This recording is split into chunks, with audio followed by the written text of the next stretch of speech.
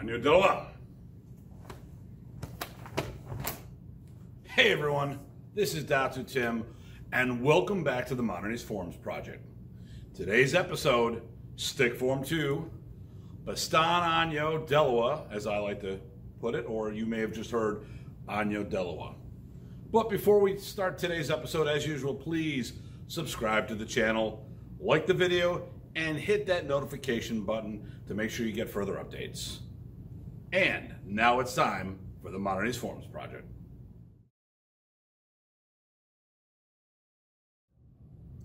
Okay, so we are in the 5th episode here of the Modern East Forms Project. We've done the 3 open hand forms, or the first 3, going over the stick forms for a while, then we're going to go back to the hand forms. So this one is the second stick form, Bastan Agno Delawa or Agno Delawa. As I said before, if you didn't hear the previous episodes, we had, in the States, we had open hand forms and stick forms. And when we announced them, it was always the same. Agno Delawa, and you say the open hand form, or you say Agno Delawa, stick form. So I just preferred to put the word Bastan at the beginning of this. So in our school or our organization, we say Bastan Agno Delawa. I've been told there's a couple different possible ways of saying that. So the big core move of this, the 0-0 strike. So we're going to go over this. I also am going to have a guest to help me with an application today, which would probably help people understand why I do the footwork that I do versus the original footwork. Okay. And here is Bastan Agno Delawa, stick form 2.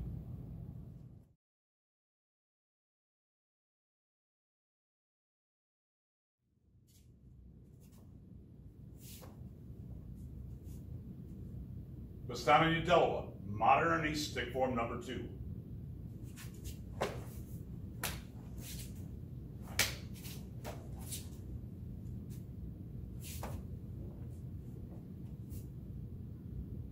Agno Delawa, stick form 2.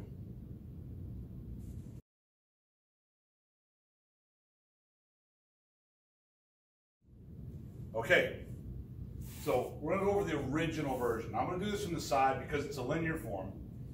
So there's a major misunderstanding. People think there's thrusts in the form. There are not. When Professor would teach the form, or he'd have me teach the form, we did it very staccato, stop and go, so people understood the reference, the positions. Unfortunately, the first move, when you swing up, when you stop here, people perceive this as a thrust, when it's really the 0-0 strike.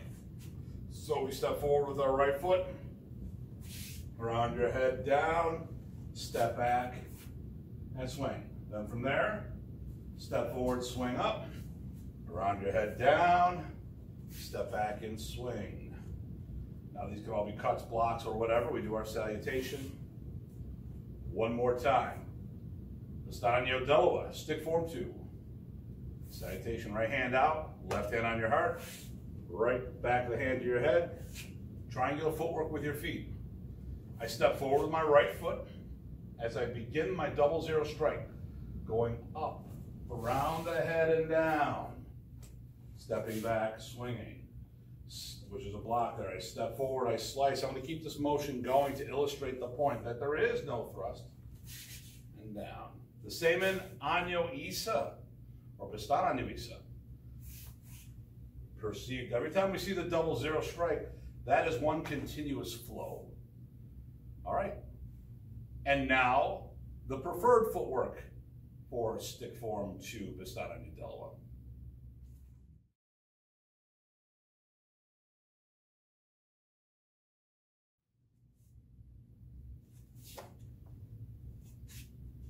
Bastan Agno Delawa, stick form 2.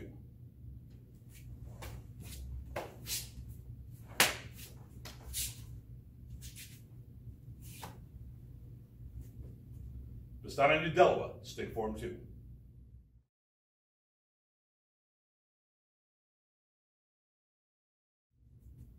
Okay, so let's do the breakdown. You're going to say, what was the difference? It's all in the footwork. So I'm going to step my left foot out. Now, we talked about this before. When I step my right foot, if there's a weapon deflection, my leg and my weapon are near each other. Not acceptable. So I'm going to step forward to my left, clearing the path of the weapon to travel. I step and pivot and swing through here.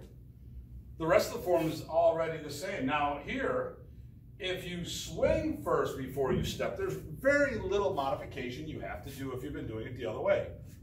All right. So one more time.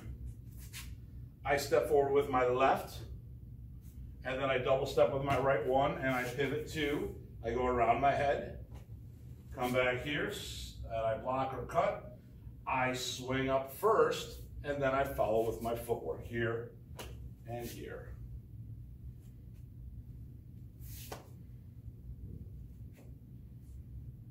And that is Bastano Udelo with the preferred footwork.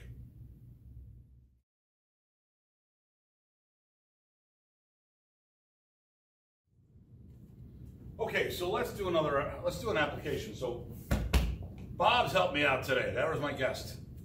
Now I'm going to use the katana because it's the biggest weapon I have with me. I am going to also show with a shorter weapon.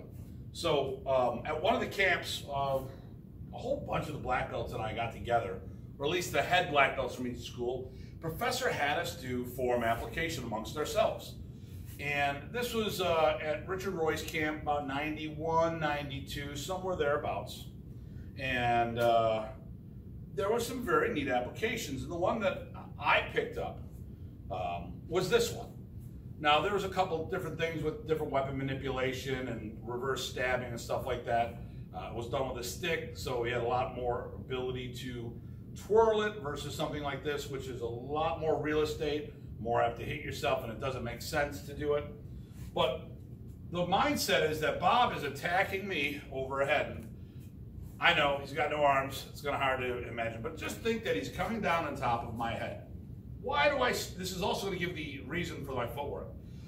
In the form, normally you would step this way, but all this stuff, you're not facing your work. Your body, your lower body's going one way and your upper body's going another. You say, well, you're going to do a spin here if you're doing the application of the form, so of course you're not going to face your work. But I am during the cut and I'm spinning for repositioning. So I'm here like this. I'm going to step forward my left foot. As Bob's coming over the top, I come underneath. Now my body is facing this way, the whole body. Now I'm going to continue cutting through. Now we're both moving. But to keep the momentum of this weapon, I'm going to do my double zero motion, turning around, hit, and then there's that extra step there. The mindset is I swung and follow through. Not necessarily one-handed with this, but let's use something Filipino-ish. Or this is an Anayan bolo that my friends in Sweden made for me. So I'm here. I step forward with my left as I'm cutting from the overhead attack. I could also be taking out an arm. Someone's here like this coming underneath cutting the arm, but I'm going to go for the belly because we have a belly here. We have an armless Bob, so it's not going to help. As I step and cut through, both of us were moving, so he's a little farther behind. How do I recover now? The person's behind me. I pivot on my front foot, keep my blade moving, keep that momentum for a potential decapitation, stepping back another cut, or blocking in case I miss. Just because I'm using steel doesn't mean it cuts the person. And you say, well, what do you mean? I go, this is why systems of martial arts change when you transplant them. So I'm in Buffalo. Part of the year, it is like 14, 20 below Fahrenheit. I don't know what that is in Celsius, but 0 Celsius is 32 degrees Fahrenheit. So we're talking 52 degrees below that. So usual calculators and stuff, it'll tell you how cold it actually is. But it's in the negatives. With that much cloth, the coats I wear, the weapon I may be using, and I doubt I'm going to have a machete in the street, may not be able to, one, do enough impact because it's cushioning. Two, even if it is a blade, that's a lot of layers to go through. We've done some experimenting with expired police vests with tactical folders that it wouldn't cut all the way through. Stab through, yes. Cut through, no. So all the different factors of what our tactics are. And like I said, if this is a stick, I'm hitting the person, keep going around. So let me just show this one last time. So we're gonna go ideal phase. Person's coming over here like this. I'm there. I'll probably have my weapon side forward anyways. So he or she is making a commitment attack. So I step forward to my left with my left. Upper and body is facing the target. As we both move past each other, I step through, keep the weapon going with our 0-0 strike, pivot, and I cut or hit depending on the tool. And then there's that second one. Now I go here like this, but once again, my leg could be in the path. So I cut through here, step back there. And that is an application for the 0-0 striking in Bastogne on New Delaware.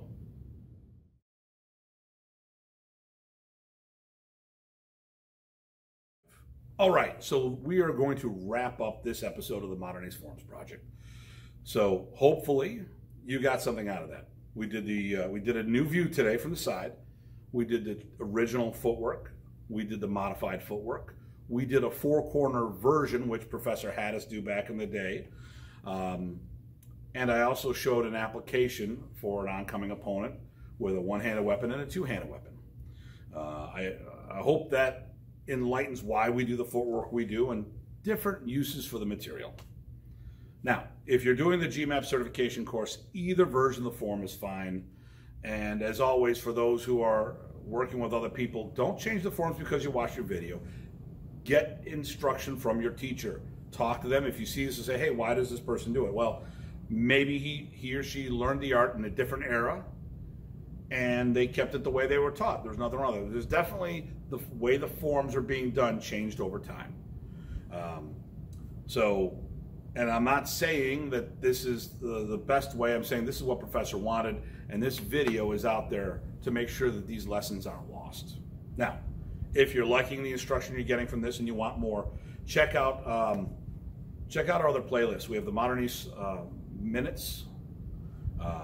It's a bunch of Modern Ace short lessons. We also have Datu's Corner, which I talk about history of Modern Ace and different ideas inside the arts. And if you want more than that, I have 2 versions of the online, or actually 3 versions of the online university. So the first one is we do a streaming service through Vimeo, so you can purchase lessons. It's done in a linear format, linear learning, so there's multiple videos all per belt. And then the other option, which there's 2 versions of this, you can do the live classes. So we have group live classes that we use through Google Meet, as well as individual live classes. So what the group ones are is I'm doing my regular class and people are logging in, as well as people are scheduling private lessons with me. So I hope you found that beneficial, and once again, this is Datu Hartman saying thank you for tuning in, and stay safe and stay sane, and we'll see you at the next episode of the Modern Ace Forms Project.